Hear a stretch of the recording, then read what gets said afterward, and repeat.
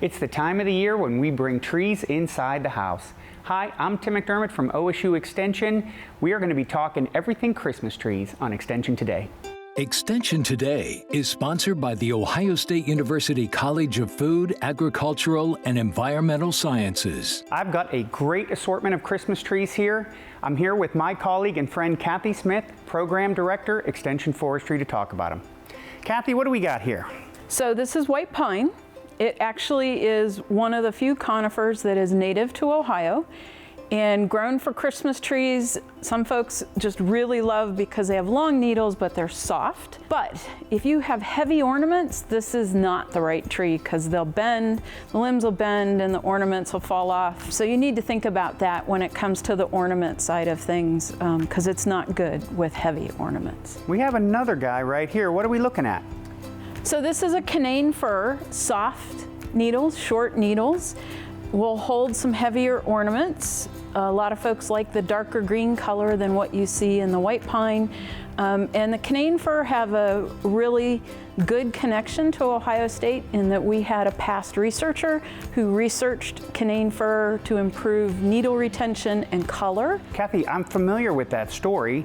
In the 1960s, Jim Brown, who went on to become a professor emeritus here, was working in West Virginia where he found what looked to him to be a little bit of an unusual fir species. So he brought some seeds back and he grew them up, and he eventually discovered that this tree is an excellent choice to grow in Ohio. It can tolerate our compacted clay soils, it can tolerate our high pHs, and that was a complete game changer for the Ohio Christmas tree industry. Yes, it's probably one of the most in-demand species across the country.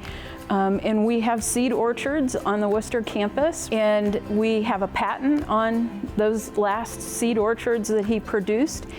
And so those seed are then sold to some companies that then take the seed and grow the seedlings for Christmas tree growers all over the country. Go Bucks, that's a great story. All right, this guy, I'm familiar with this one from my childhood.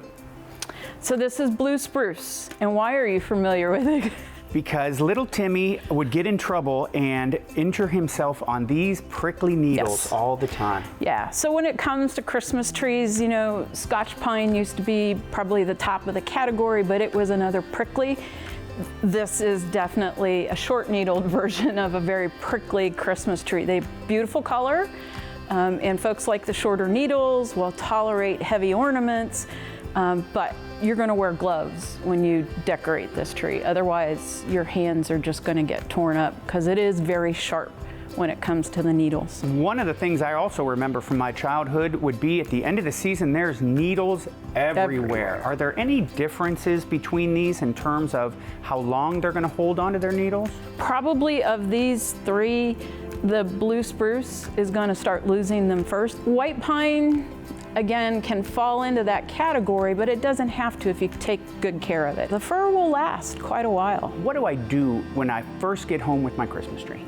So you need to think about when you're going to take it into the house. And if you're not going to take it in right away, you probably want to put it someplace in a cool garage or somewhere off to the side where it's not going to get hit with direct sunlight. You want it cool so that you don't dry out the tree.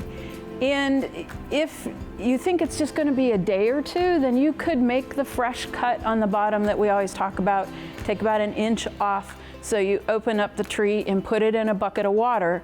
The point being, though, that once you do that, you have to keep giving the tree water. Otherwise, everything will close off again and you'll have to take another inch.